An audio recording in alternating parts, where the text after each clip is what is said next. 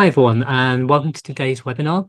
I'm Tom Pritchard, Principal Engineer here at LimitState, and today I'm going to be discussing permissible limit state analysis of highway bridges and how it's undertaken using the LimitState Ring, our Masonry art analysis software. The webinar today is going to last about 30 minutes. There's quite a lot to pack in, so I might move quite quickly. However, you can ask questions using the Q&A functionality, and also I'll try to answer questions at the end for you, and also via email, which we're happy to answer. We'll also be recording the webinar, so it will be available on our YouTube channel in the days following this event. So without further ado, let's get on with the presentation. I'm just going to turn off my camera, but I'll still be here. So a little bit about the contents of today's presentation. We're going to have a quick introduction, and then we'll jump into the theoretical basis of permissible limit state analysis and the key differences from ULS assessments. Then we'll look at how LimitState Ring 4 incorporates permissible limit state analysis parameters and how we can interpret the results in order to inform our decisions. There'll be some conclusions, and then at the end, hopefully, I'll get around to the questions for you. So we'll start by talking briefly about what we used to do before we introduce what happens now. So the ultimate limit state is the maximum load that a structure can withstand before it collapses. And the ULS has traditionally been the measure used for load ratings, and it does still form a core part of the newer codes. However, thankfully, the ULS isn't often a situation that we come across in practice. Conditions under everyday conditions that might push us in that direction or cause other troubles are equally, if not more important to us. And there's a realization that there hasn't really been a systematic method for considering this service load behavior, and that we probably need one. So ensuring that this occurs is part of more contemporary assessments and codes, and that's where the permissible limit state comes in.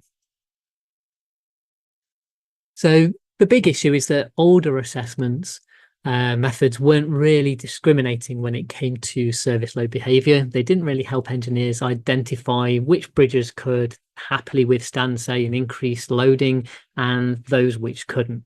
And they would assume that the serviceability limit state, or SLS, was satisfied if an applied load was below some proportion of the ultimate load. So there's this fixed link between the ULS loading and the SLS level that one deems to be reasonable. In some cases, we see here, working load has just got to be less than or equal to the ultimate limit state load divided by 2.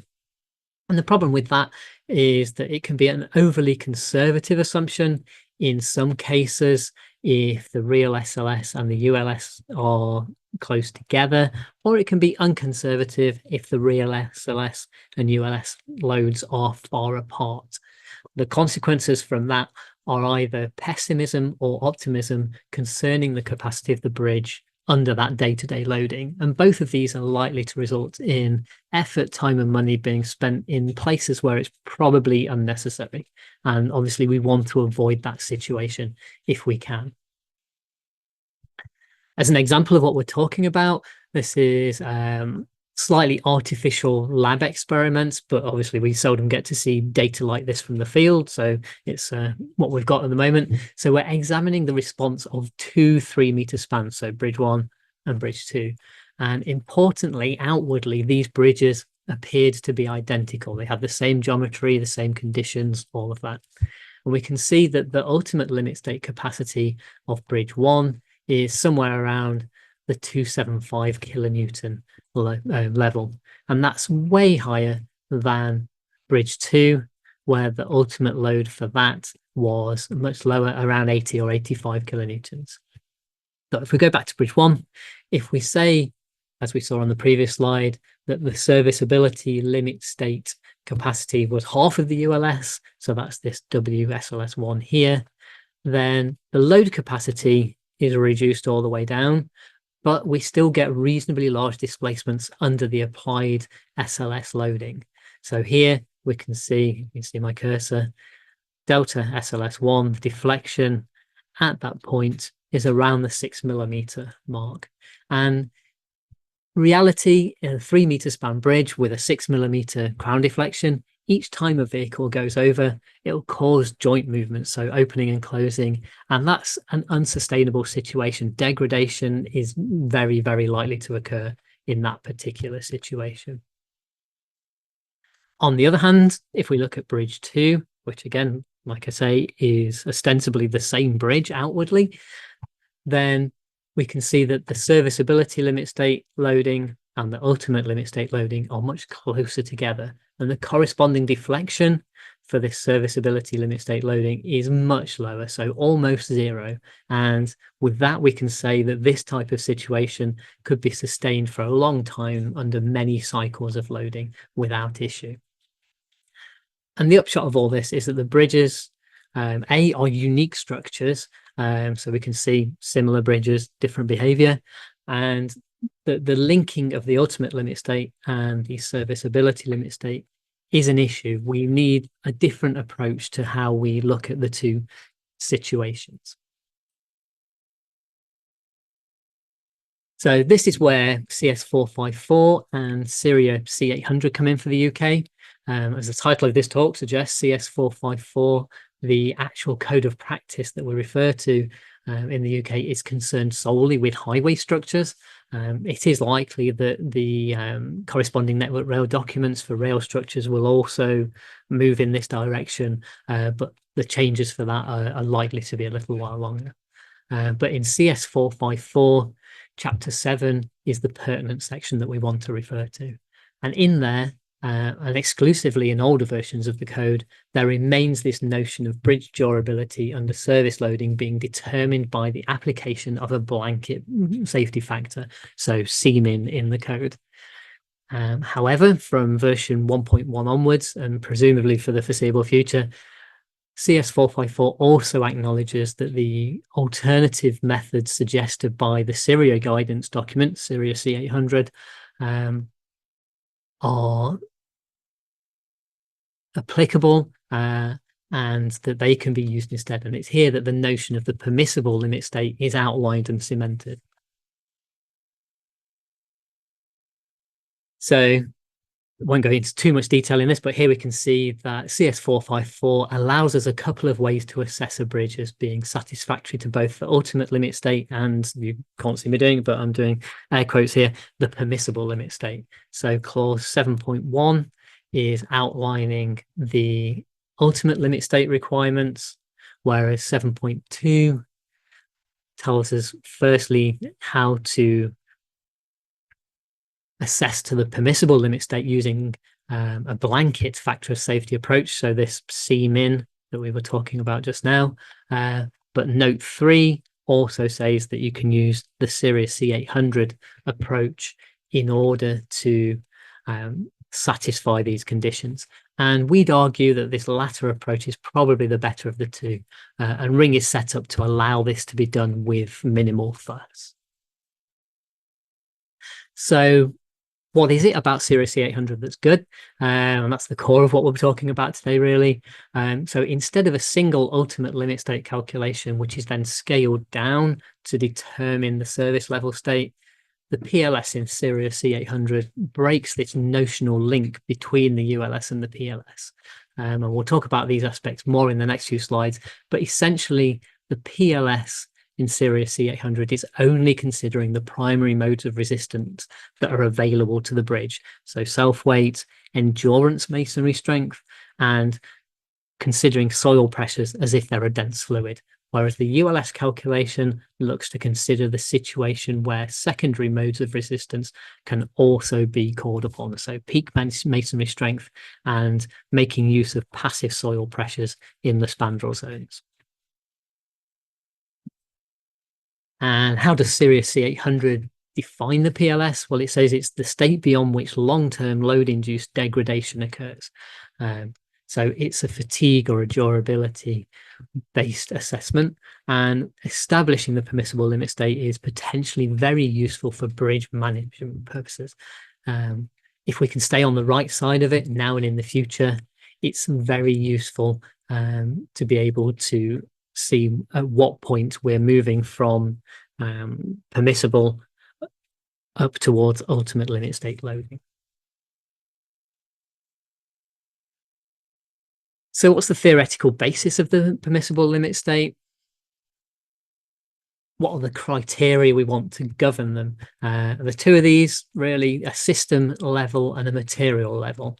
And for the system level criteria, then we want to limit the gross movements of the bridge and the masonry, for example, as a result of the arch moving into the fill to mobilize additional restraint. For the permissible limit state, but not the ultimate limit state, we might want to place a limit on that movement. And that will help us avoid ratcheting and gradual, or not so gradual in some cases, decline of the bridge. And then at the material level, for ultimate limit state calculations, we tend to want to eke out all of the available resistance. So we use peak material strengths in our calculations, whereas for the permissible limit state calculations, we want to use lower material strengths. And so we know that peak strengths can't be mobilized time and time again without some form of breakdown of the masonry or the structure. So if a bridge is happily standing for hundreds of years under the same conditions without showing any signs of fatigue, we're generally okay with that. It's when something changes on a fundamental level that we need to be cautious. And while changes to materials and the structure itself can and do happen, it's rarely spontaneous. There's almost always this external driver to that change. And it's normally a change in the loading. So whether that be the amount of traffic that's being experienced by the bridge, for instance, if suddenly a main route is changed for road closures or whatever, or the pattern of loading, for instance, if you get new axle configurations, and we do have a lot of things like wind turbines being taken across bridges in the countryside at the moment, or the weight of that loading. If the ratings of vehicles that we want to take over bridges is increasing, then obviously the weight of that load will increase with it. And any one of these can cause otherwise sound bridges to deteriorate, and deteriorate quite rapidly in some cases. And as masonry arch bridges have a wide range of construction details, similarly, the symptoms of overloading can be expected to be equally diverse. So you can have cracking, spalling, lost brickwork, and deformations and more. And any of these can be signs that the bridge is distressed. And we can see on the right-hand side here just a few examples of that. So a longitudinal crack that's evident within the barrel and the internal abutments, and deformation of the bridge shape, transverse cracking, and then separation of the end of the barrel and presumably the spandrel wall with it. And the permissible limit state is designed to help identify that state and help engineers avoid it from occurring so that our structures can remain in good condition for another 100 years plus. So what happens at the different stages of loading? So when there's applied loading is lower than permissible limit state, we're looking at small deformations. The bridge is resisting by the self-weight of the structure and the thickness of the barrel. The thrust line stays within the barrel, and the backfill pressures act as if they're hydrostatic equivalent. So there's zero mobilized strength from that backfill. Once you go above the permissible limit state load, then we're starting to look at large deformations. Bridge resistance can include the passive restraint from that retained backfill, potentially also some from the spandrels, but it's not guaranteed. And eventually, when that load becomes high enough, the thrust line is going to meet the edge of the barrel. And when you get enough points of meeting, then obviously you get a failure mechanism at the ultimate limit state. And backfill pressures in this case are reduced where the arch is moving away from the backfill and increased where the arch is moving into it. And then just for completeness, when the applied load is above the ULS load, we'll see that even larger deflections due to all of the above here, plus any resistance that the spandrel walls might have provided, will be lost as they separate from the rest of the structure. So to summarize, the main considerations for permissible limit state calculations are that we want to neglect any passive restraint from the backfill because we're assuming small displacements rather than relatively large ones that are required for that passive resistance to be mobilized.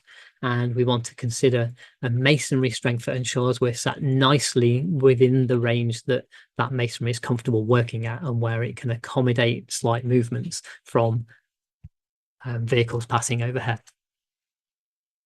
So the next thing is, how do we incorporate all of this into limit state ring?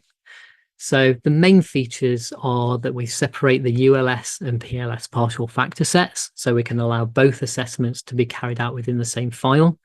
We also separate ULS and PLS backfill properties so that we can consider the appropriate passive and active soil pressures for each type of analysis.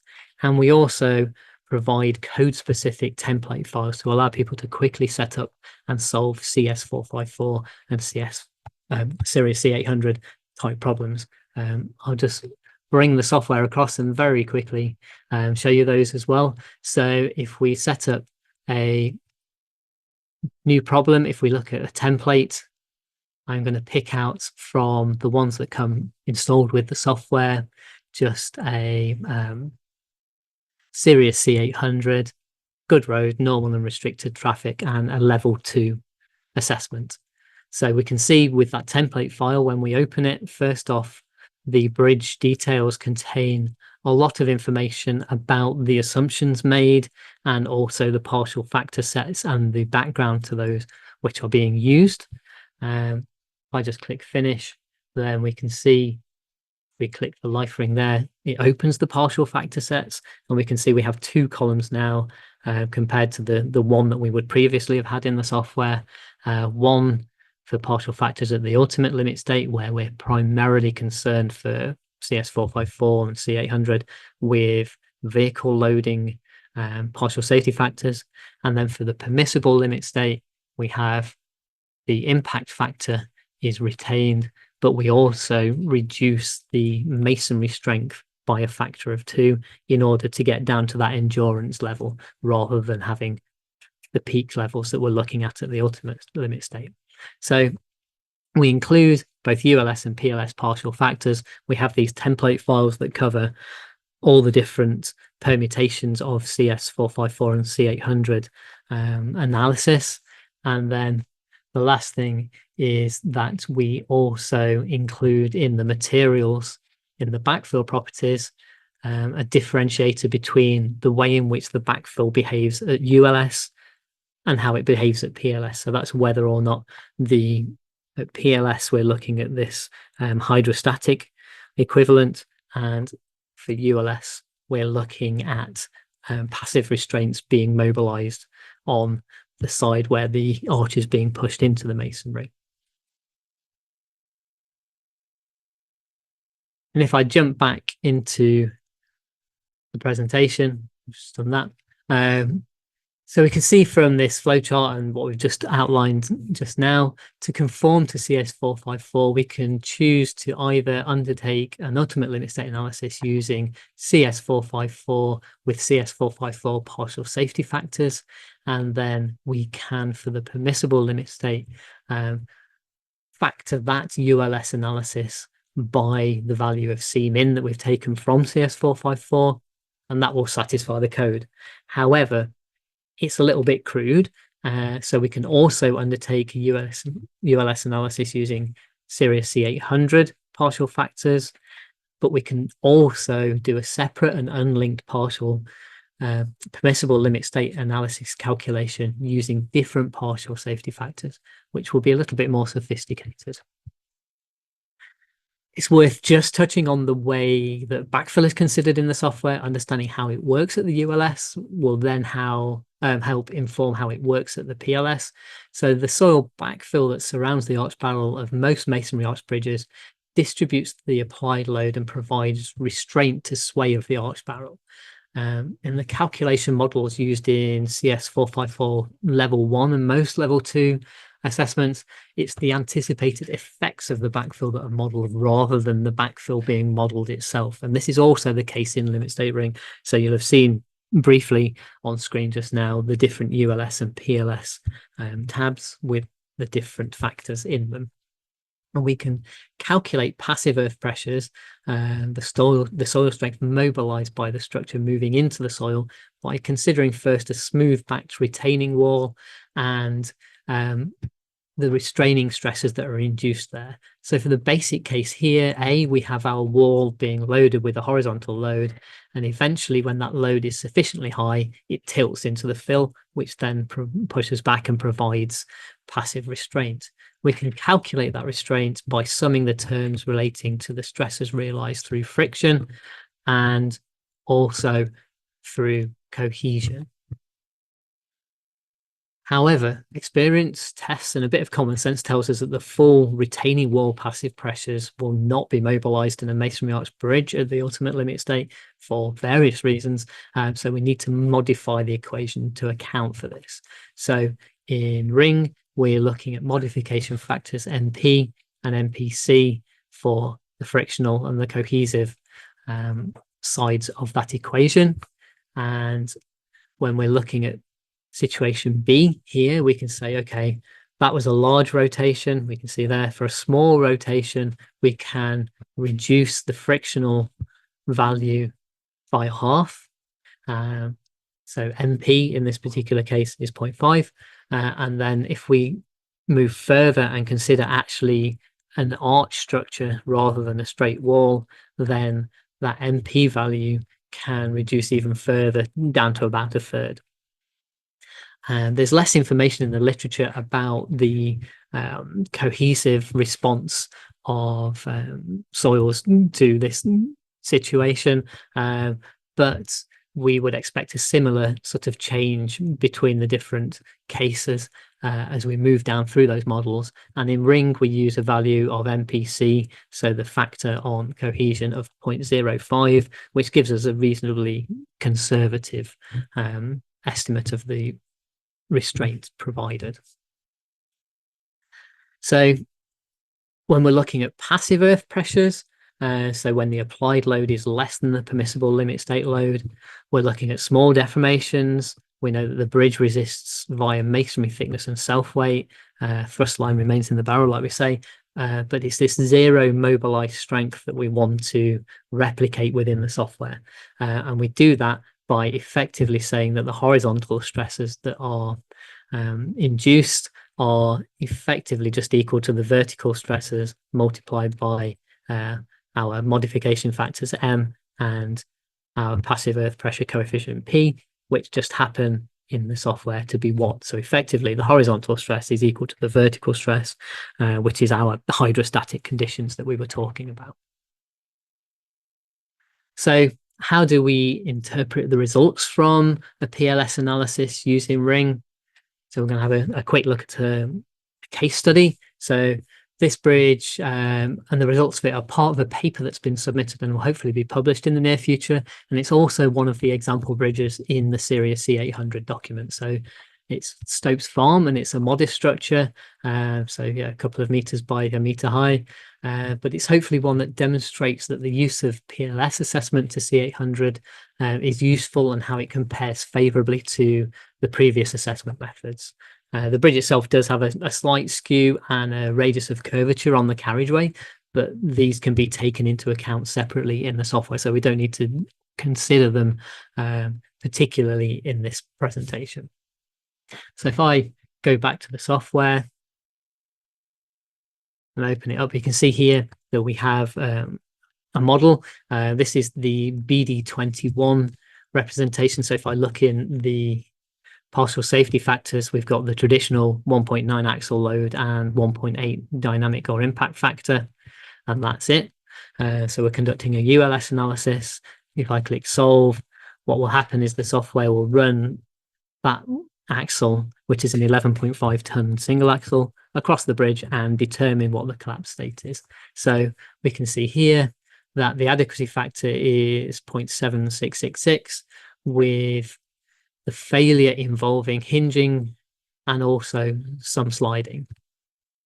And 0.7666 on a 11.5 ton axle corresponds to a maximum vehicle weight load rating of 10 tons. If we then want to look at instead CS454, then we can do that. So I'm going to open this one here. It's ostensibly the same file, but in this one, we've changed the partial safety factors for the ultimate limit state from the ones that were present in BD21 to reflect the ones that are now in CIRIA, in CS454. The dynamic factor is 1.8 here because of the nature of the road surface. But if we run it through again, you can see very quickly we get our chart here of adequacy factor or multiplier on that live loading required to cause collapse. And our critical load position is the same, but our adequacy factor has increased up to nearly 1 with an 11.5 ton single axle load, as you'd expect, because only the partial safety factors are different and they're lower than BD21. The failure mechanism is the same. And in this particular case, we are saying that that will correspond to a maximum gross vehicle weight of 12.5 tons. So that's a better outcome than BD21 for the ULS alone. But we can also consider the PLS. So if I open that here, so this is the CS454 approach to the permissible limit state. So if I look in the partial safety factors again, we can see here that we want a C-min of 1.2. So we can include that in the load effects factor so that if our adequacy factor comes out above 1, then we're happy. So if I click OK and solve, again, same failure mechanism. Our adequacy factor has increased slightly, but not much, to 0.8092. But in this particular situation, we are applying just that blanket C-min factor to the ultimate limit state. So we get the same failure mechanism, just different values of adequacy for the different situations for the ULS and the PLS. What we really want to be doing is separating out the two, so we can also look at what happens when we look at a C800 analysis. So we can combine both of those into the same file. So if I open this one, look at the partial factor sets, we can see here that for the ULS, we've got the C800 recommended partial factors there. And for the PLS, we have the dynamic or impact factor retained for the axle and this reduction of the material strength by 2 in order to get that endurance masonry strength. And now what we can do is we can solve for the ultimate limit state and see that we have an adequacy factor of 0.88, but we can also switch to the permissible limit state, and that will use the permissible limit state partial factors, but crucially, it will also use the different backfill passive restraint properties. So instead of being activated passive or mobilized passive restraint, we have this equivalent hydrostatic pressure over the bridge. And we can see here actually that the mechanism has changed and we have an adequacy factor that's above 1. So in the permissible limit state case for a C800 analysis, we're coming out with a more favorable result than we had done with all of the other analyses. And we can see here that we do still get this sliding failure here, but because of the difference in the way in which the soil pressures are considered, we're actually getting more hinges than we were in the other failure mechanisms. So it's very quickly gone through a range of different analysis types for ULS and PLS for both CS454 and C800 using limit state ring. So we'll jump back into the presentation. So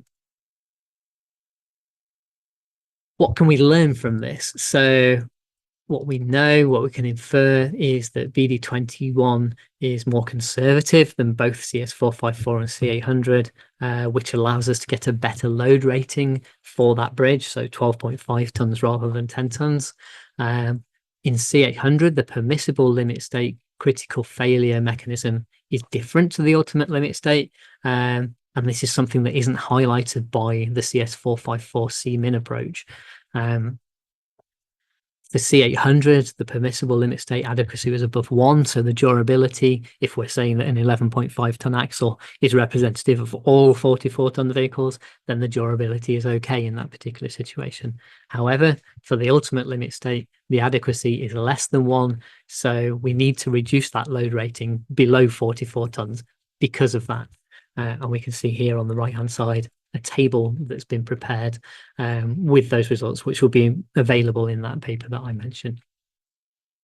I'm conscious time is ticking on, but just very quickly, some of the interesting things that you can do from with Ring and with the permissible limit state is undertake some parametric studies. So for Stokes Farm, there's some questions about what the sensitivity of each approach was to both varying the masonry crushing strength by 20% either way, or varying the soil friction angle by 5% either way. We can see the results of that in charts A and B here. So with the variable masonry crushing strength, we can see that that has little effect on the ultimate limit states in all of the calculations, but it does have more effect on the permissible limit state for CIRIA C800. So we have more variation between the different results there. For varying the soil friction angle, the reverse is true. There's no significant effect on the permissible limit state results for CIRIA C800 analysis, but for the ultimate limit state analyses, then there is a very big change in the response and the adequacy factor that's associated with that for the different friction angles. So we're saying that for the ultimate limit state, this bridge is quite sensitive to the friction angle, but for the permissible limit state, it's more sensitive to the crushing strength of the masonry. So just wrap up. So we can see that the permissible limit state is an important and useful addition to masonry arts bridge assessment practice. CS454 outlines a method of assessment for the ULS and PLS, but the PLS calculations are somewhat crude using this C-min blanket divisor on the ultimate limit state results. However, CS454 does allow us to use a different slightly approach, the one that's outlined in CIRIA C800, and that breaks the link between the ULS and the PLS and instead takes a more informed approach to material and load restraint under that service loading. And Limit State Ring facilitates that assessment using both approaches, hopefully in an easy to understand and implement manner. So it's a little bit over time, but we've got maybe a minute or two for some questions. So what I will do is I will take a look and see if there are any that have come in via Q&A. Apologies if there's quite a few and we don't get around to them. I'll also just turn on the video, so hopefully you can see me now. Yep.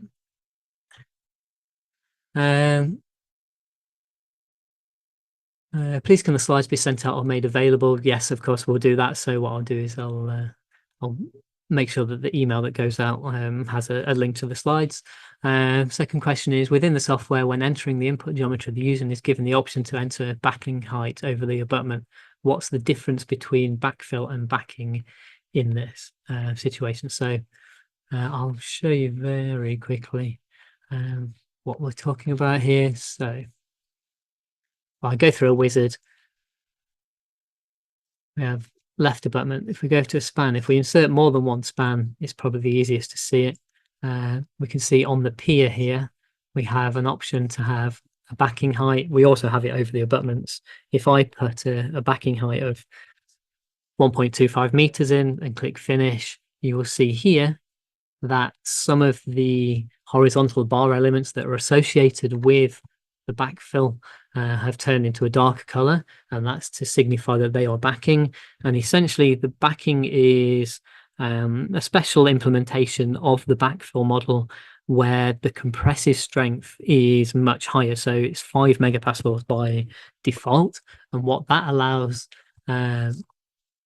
software to do, if I just have loading at a single location, is to transfer any compressive loads that may be generated, for instance, on this side of the bridge, across onto the right hand span. So effectively, it's a bit like having haunching on a portal frame or something like that. It's effectively allowing transfer of forces and also for the thrust line to potentially exist outside of the barrel itself. So if I solve this now, you'll see here that we have effectively a linked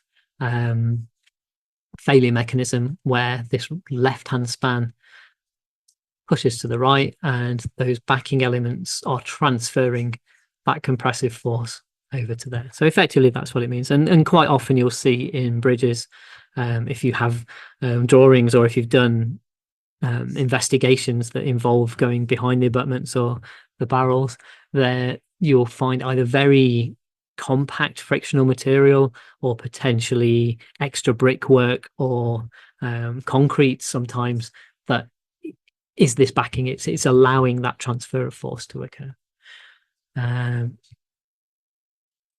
And just one more question. So it says, you mentioned ratcheting in the system level criteria for the determination of the PLS. Can you expand on that? So yes, so effectively the mechanism of ratcheting is that each load pushes some parts of the arch, so the voussoir blocks generally, slightly out of place. And because of the friction that's there and the geometry of the arch and the non-elastic nature of the material, those blocks don't fully return to their initial position once that load has passed. So you can imagine that then the next cycle starts with something slightly out of position, and that newly deformed state becomes slightly more deformed. And then over time, that deformation accumulates, which can potentially lead to failure. So I think, yeah, we've gone 7 minutes over, so I better wrap up there. So I think just mainly just say thanks to everybody for joining us today. Do look out for the emails with that YouTube link and a link to the presentation, which should be going out in the next couple of days. Be sure also to follow us on LinkedIn to hear more about Ring and our other products and events. And if you don't already use Ring and would like to try it for yourself, then you can download it from our website, which is LimitState.com. Finally, we'll just be running some other webinars throughout the year and into next year, both for Ring and for our other software. So please, again, keep an eye out for the notifications for those, and we hope to see you there. So yeah, have a great day, everybody, and thanks for joining me. I'll speak to you again soon. Goodbye.